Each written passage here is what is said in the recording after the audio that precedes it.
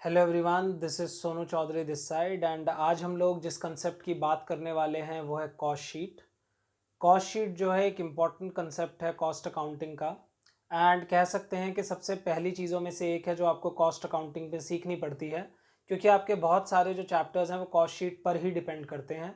सो अगर आपको cost sheet बनाना नहीं आता तो आप कॉस्ट अकाउंटिंग अच्छे से नहीं सीख पाएंगे। कॉस्ट अकाउंटिंग में हम एक स्टेटमेंट बनाते हैं जिसको हम कॉस्ट शीट कहते हैं। जैसे आप अकाउंट्स में प्रॉफिट एंड लॉस अकाउंट बनाते हैं, वैसे ही कॉस्ट अकाउंटिंग में कॉस्ट शीट होती है। कॉस्ट शीट आपको हेल्प करती है प्रॉफिट एस्टिमेट करने में, अंदाज़ा लगाने में। सो ये कॉस्ट शीट का फॉर्मेट है। एक सिंपल बात जो आप लोगों को दिमाग में रखनी है कि कॉस्ट शीट दो प्रकार की होती है, एक सिंपल एंड दूसरी विद स्टॉक्स या इन्वेंट्रीज, जिसमें हमारे कुछ opening and closing stock given होते हैं। जब अभी क्वेश्चन हम लोग करेंगे तो हम लोगों को बेटर क्लैरिटी मिलेगी। हम लोग अपनी इस वीडियो में पहले फॉर्मेट समझेंगे, फिर बेसिक सी कुछ बातें समझेंगे एंड देन उसके बाद हम अपने दो क्वेश्चंस करेंगे, एक सिंपल वाला एंड एक विद इन्वेंट्रीज वाला। सो बात शुरू करते हैं। ये हमारा सिंपल वाली कॉस्ट शीट का फॉर्मेट है। इसमें बेसिकली सबसे ऊपर हमारा है डायरेक्ट मटेरियल, फिर है डायरेक्ट लेबर, फिर है डायरेक्ट एक्सपेंस। ये चीज़ें एज इट इज़ गिवन होंगी। डायरेक्ट एक्सपेंसेस जो होता है वो गिवन हो भी सकता है और नहीं भी हो सकता, तो अगर इसको नहीं दिया हुआ है तो हम इसको इग्नोर कर देंगे। ये तीनों को हम जोड़ते हैं तो हमें मिल जाती है प्राइम कॉस्ट।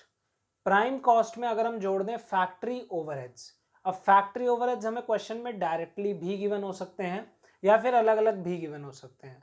अलग अलग गिवन होंगे तो वो इस प्रकार से गिवन होंगे, जैसे factory rent, power water light, factory maintenance, depreciation. आप सिंपली इन सारी चीज़ों को फैक्ट्री ओवरहेड्स की हेडिंग डाल के इसके नीचे ऐसे लिख के और जोड़ के बाहर निकाल दीजिए। सिंपल है। अभी हम जब क्वेश्चन करेंगे तब इसकी ज़्यादा बात करेंगे। प्राइम कॉस्ट में ये सारे फैक्ट्री ओवरहेड्स जोड़ने के बाद आपको मिलती है फैक्ट्री कॉस्ट या वर्क्स कॉस्ट। इसके बाद जब आप इसमें ऑफिस एंड एडमिनिस्ट्रेशन के खर्चे जोड़ते हैं तो आप ऑफिस एंड एडमिनिस्ट्रेशन के खर्चे भी आपको इसी प्रकार से दिए हो सकते हैं। ये दोनों फोटोज मैं बेसिकली वीडियो के एंड में आपको डाल दूंगा, सो आप इसको देख लेना। अब बेसिकली यहाँ पे हम लोग बात करते हैं तो ऑफिस एंड एडमिनिस्ट्रेशन एक्सपेंसेस जब आप यहाँ पे जोड़ते हैं सो आपको मिल जाएगा cost of good sold. Cost of good sold के बाद आपको बेसिकली लेने होते हैं selling and distribution expenses. Selling and distribution expenses का भी इसी प्रकार का नोट है जो मैं आपको वीडियो के एंड में डाल दूंगा, सो दैट कि आप लोगों को प्रॉब्लम ना हो। उसके बाद आपको कॉस्ट ऑफ सेल्स मिल जाता है जब आप कॉस्ट ऑफ गुड सोल्ड में सेलिंग ओवरहेड्स जोड़ते हैं। कॉस्ट ऑफ गुड सोल्ड में प्रॉफिट जोड़ने पर हमें सेल्स मिल जाता है। सेल्स अगर हमें गिवन है और कॉस्ट ऑफ सेल्स गिवन है तो सेल्स में से कॉस्ट ऑफ सेल माइनस करके भी प्रॉफिट निकाला जा सकता है। एक बार आप लोग इसको देख लीजिए।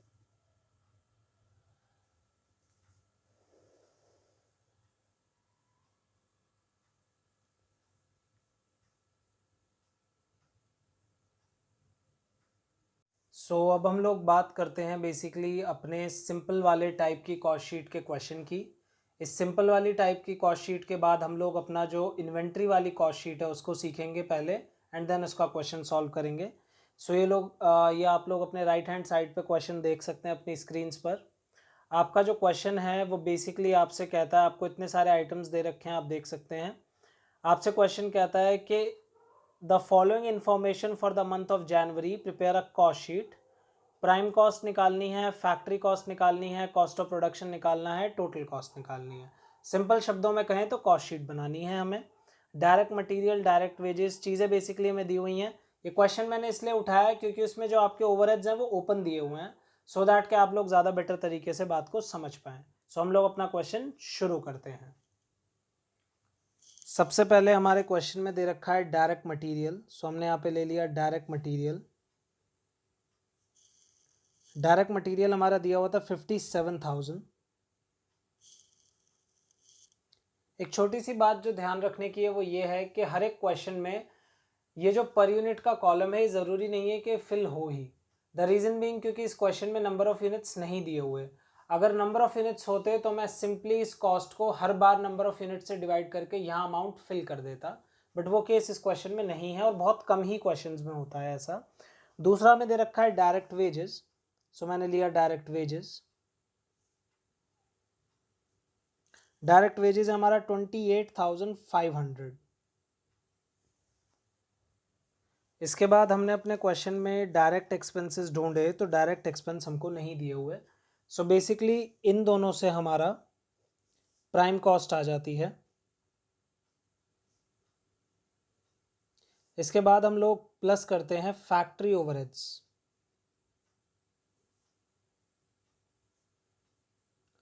फैक्ट्री ओवरहेड्स जो हमें इस क्वेश्चन में दे रखे हैं वो बहुत सारे हैं। जैसे आपको दे रखा है फैक्ट्री रेंट, तो सबसे पहले आपने फैक्ट्री रेंट ले लिया। यहाँ पे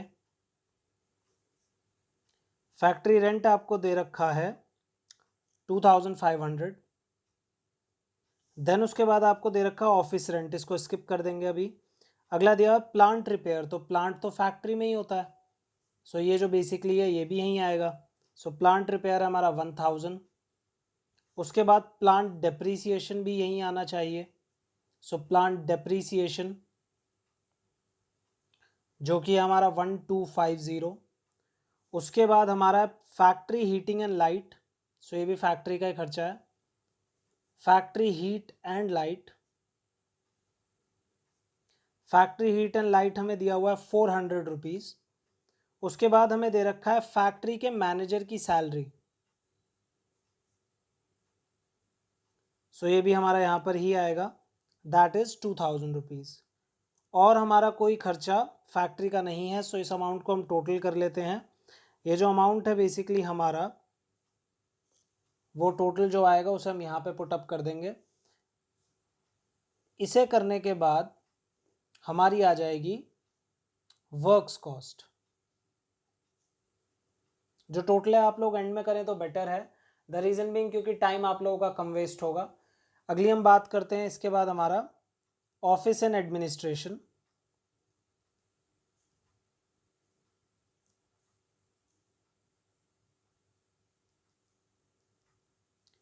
जब आप ऑफिस एंड एडमिनिस्ट्रेशन ओवरहेड्स देखते हैं अपने क्वेश्चन में, तो आपको सबसे पहले दे रखा है ऑफिस रेंट, जो फैक्ट्री रेंट के इमीडिएटली नीचे था, तो आपको वो लेना है अपना। ऑफिस रेंट आपको दिया हुआ है 500। देन उसके बाद ये सारे फैक्ट्री के खर्चे थे। फिर आती है डायरेक्टर्स की रेमुनरेशन। डायरेक्टर्स रेमुनरेशन माने उनकी सैलरी। डायरेक्टर्स रेमुनरेशन है 1500। उसके बाद है हमारे telephone charges, so telephone and postage जो कि हमारे 200 रुपीज़। उसके बाद है हमारे लीगल चार्जेस, भाई लीगल चार्जेस भी ऑफिस के ही हैं क्योंकि एडवोकेट तो ऑफिस ही विजिट करेगा, 150। अगले हमारे advertisement, salesman salary and showroom, ये बाकी जो है सेलिंग के खर्चे हैं, तो ये खर्चा हम जोड़कर यहाँ लिख देंगे। ये खर्चा जब हम इसमें जोड़ेंगे तो हमें मिलेगा कॉस्ट ऑफ गुड सोल्ड। इसमें आप जोड़ेंगे सेलिंग एंड डिस्ट्रीब्यूशन ओवरहेड्स।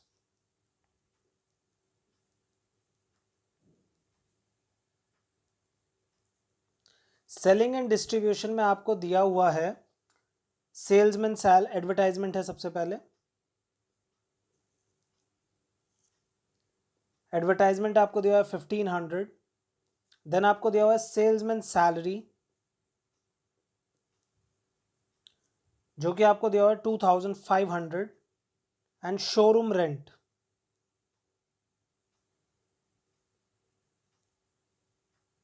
जो कि आपका 500 रुपीज़। आप इस अमाउंट को भी टोटल करके बाहर लिख देंगे, सो आपको मिलेगा कॉस्ट ऑफ सेल्स। जगह थोड़ी कम है हमारे पेज पे, तो सिंपली मैं यहाँ पे सेल्स लिख रहा हूँ, एंड में मुझे सेल्स गिवन है, जो कि सेल्स हमें गिवन है 1,16,000 रुपीज़। अब यहाँ तक मुझे टोटल करना पड़ेगा, मैं टोटल कर रहा हूँ आप लोगों के लिए, और यहाँ पे जो बीच में डिफरेंस आएगा वो प्रॉफिट होगा। सो मैं टोटल कर देता हूँ। सो टोटल अगर हम शुरू करें अपने क्वेश्चन का, सो यहाँ से 0, 0, 5, 5, 1 एंड 8। उसके बाद हम इसका टोटल कर लेते हैं। सो 2000, 3000, 4250, 4750, 6750 एंड ये हमारा आ गया 7150। इसको हम लोग बेसिकली प्लस करेंगे तो ये आएगा 92,650। इसके बाद ये वाला अमाउंट हमने प्लस करा 2000, 2200, 2350। जब हम इसको अमाउंट को प्लस करेंगे इसमें, सो 00059। देन उसके बाद हमने अपने सेलिंग ओवरहेड्स का टोटल करा 4500। सो आई विल गेट 4500 हियर। जब मैं इसमें 4500 प्लस करता हूँ तो मुझे मिलता है 99,500। जब मैं 1,16,000 की सेल में से 99,500 माइनस करता हूँ, सो मुझे मिलता है 16,500 का प्रॉफिट। ये मेरा सिंपल वाला क्वेश्चन है। सो अब हम लोग बेसिकली अपने पहला इन्वेंट्री वाला केस समझते हैं एंड देन उसके बाद उसका क्वेश्चन करेंगे। सो अब हम लोग बात करते हैं अपने दूसरे फॉर्मेट की, जो है कॉस्ट शीट विद इन्वेंट्रीज।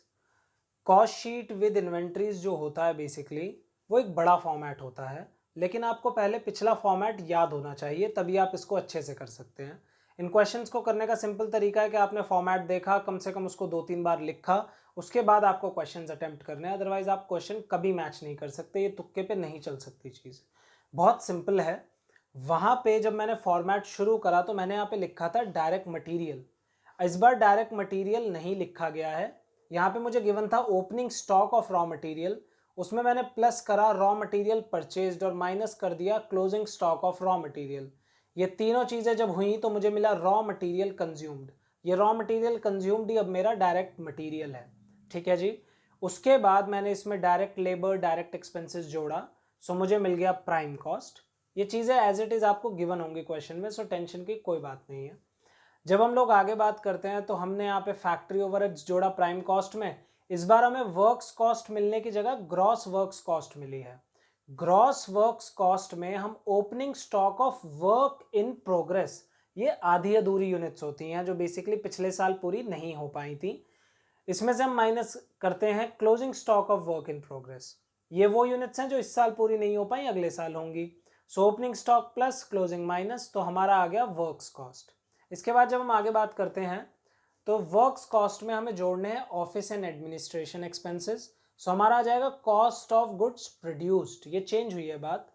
इस कॉस्ट ऑफ गुड्स प्रोड्यूस में आप जोड़िए opening stock of finish goods, मतलब जो पिछले साल यूनिट्स बची हुई रखी थी वो हमने ली। आगे हमारा cost of goods available for sale, इसमें से हमने माइनस कर दिया closing stock of finish goods जो इस साल बच गई हैं यूनिट्स।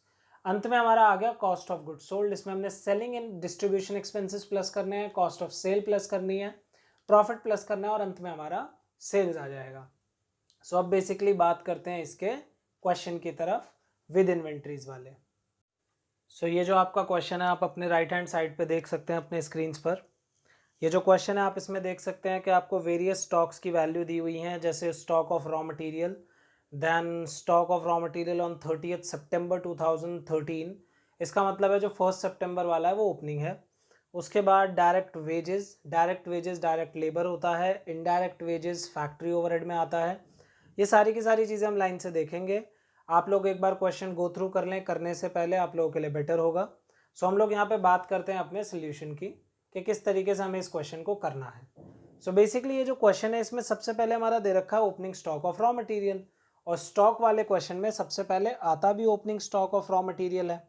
तो मैंने यहाँ पे शुरुआत कर दी opening stock of raw material से। Opening stock of raw material का जो फिगर मुझे दिया हुआ है वो दिया हुआ है 75,000 रुपीज़। उसके बाद मैंने उसमें प्लस करा purchases of raw material. Purchase of raw material वहाँ आप बीच में देख सकते हैं क्वेश्चन में। परचेज ऑफ रॉ मटेरियल की जो आपको फिगर दे रखी है वो दे रखी है 66,000 रुपीज़। देन उसके बाद आपको दिया हुआ है closing stock of raw material. So आपने closing stock of raw material को माइनस कर दिया। जो आपको क्लोजिंग स्टॉक दिया हुआ है वो दिया हुआ है 91,500 रुपीज़। जब भी माइनस करेंगे तो आप ब्रैकेट लगाएंगे फिगर के ऊपर, आपका जो अमाउंट आएगा वो आ जाएगा रॉ मटेरियल कंज्यूम्ड। उसके बाद आपको ज़रूरत है डायरेक्ट लेबर की, जो आपको नाम से दिया हुआ है डायरेक्ट वेजेस के। Direct wages and direct labour एक ही बात होती है। जो फिगर हमको दी हुई है डायरेक्ट वेजेस के लिए वो दी हुई है 52,500 रुपीज़। उसके बाद हमारे क्वेश्चन में हमको बेसिकली डायरेक्ट एक्सपेंसेस नहीं दिए हुए, मतलब डायरेक्ट एक्सपेंसेस के नाम से डायरेक्ट एक्सपेंस नहीं दिए हुए। इस क्वेश्चन में एक इम्पॉर्टेंट पॉइंट है जो ग्रेजुएशन वालों के लिए बहुत इंपॉर्टेंट है। इस क्वेश्चन में हमें दिया हुआ है expenses on purchase. Expenses on purchase जो है वो आपका कैरेज इनवर्ड है और वो एक डायरेक्ट एक्सपेंस होता है, तो आपको उसको यहाँ पे लेना है एक्सपेंसेस ऑन परचेज। जो आपको एक्सपेंस ऑन परचेज दिया हुआ है उसकी फिगर है बेसिकली हमारी 1500 रुपये, तो ये भी प्लस हो जाएगा। जो अमाउंट यहाँ आएगा इन सब को प्लस करेंगे आप तो आपको मिलेगा प्राइम कॉस्ट। प्राइम कॉस्ट के बाद जब आप आगे बढ़ते हैं तो बेसिकली भी आपको लेने होते हैं फैक्ट्री ओवरहेड्स। जो आपके फैक्ट्री ओवरहेड जिस क्वेश्चन में दिए हुए हैं वो आपको दिया हुआ है सबसे पहला इनडायरेक्ट वेजेस। इनडायरेक्ट वेजेस जो आपको दी हुई है अमाउंट दैट इज 2750। उसके बाद आपने देखा वर्क इन प्रोग्रेस दे रखे हैं दो, फैक्ट्री का रेंट दिया हुआ है।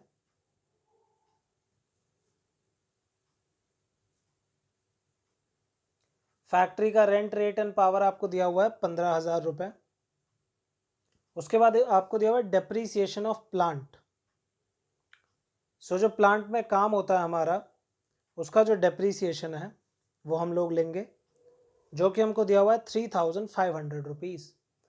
इसके अलावा हमारा कोई भी फैक्ट्री ओवरहेड और नहीं है यहाँ। सो ये जो फिगर आएगी हम उसे जोड़ के यहाँ लिख देंगे अपनी कैलकुलेशंस में, क्या कोई कैलकुलेटर आप एंड में उठाएं तो टाइम बचेगा आपका। यहाँ पे जो आपको मिलेगा वो होगा ग्रॉस वर्क्स या फैक्ट्री कॉस्ट। इसमें आप प्लस कर दें अपना ओपनिंग वर्क इन प्रोग्रेस का स्टॉक जो आपको गिवन है, एंड इसमें से माइनस कर दें क्लोजिंग वर्क इन प्रोग्रेस।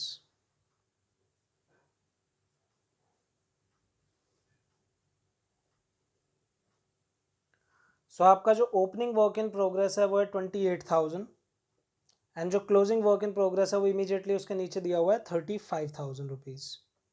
ये माइनस होगा। ये करने के बाद आपको मिल जाएगा वर्क्स कॉस्ट। हम अपने क्वेश्चन को अगले पेज पे ला रहे हैं, जगह कम है यहाँ पे। सो यहाँ पे जब आप लोग वर्क्स कॉस्ट ले आए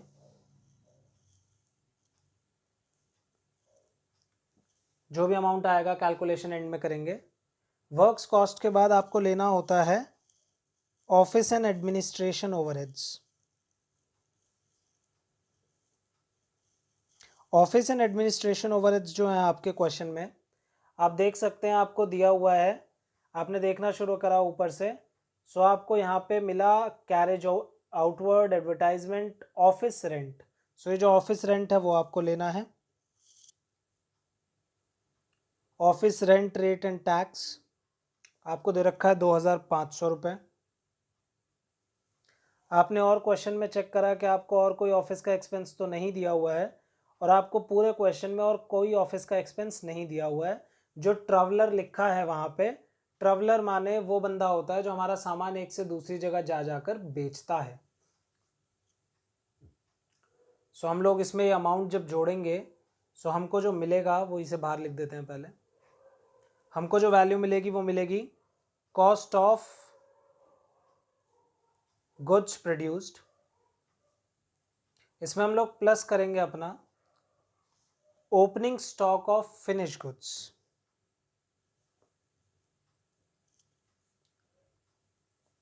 जो हमारा opening stock of finish goods दे रखा है वो आप लास्ट में अपने क्वेश्चन में देख सकते हैं, वो है 54,000 रुपीज़। सो जो अमाउंट आपको इसके बाद मिलेगा वो होगा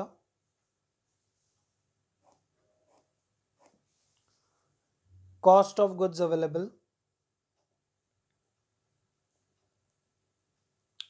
इसमें आप लोग माइनस करेंगे closing stock of finish goods. Closing stock of finish goods आपको सबसे लास्ट में दिया हुआ है क्वेश्चन में 31,000। ये आप लोगों को यहाँ से माइनस करना है।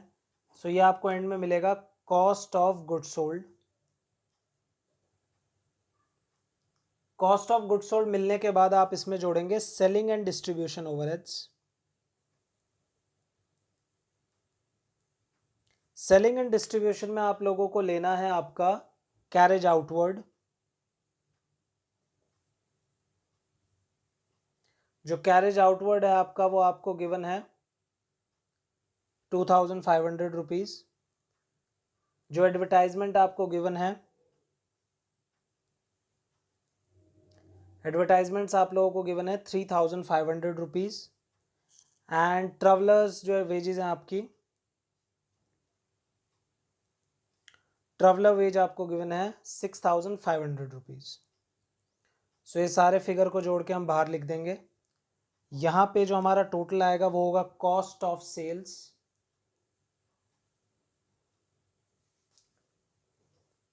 अंत में हम लोग अपना मेंशन करेंगे यहाँ पे जगह छोड़कर सेल्स।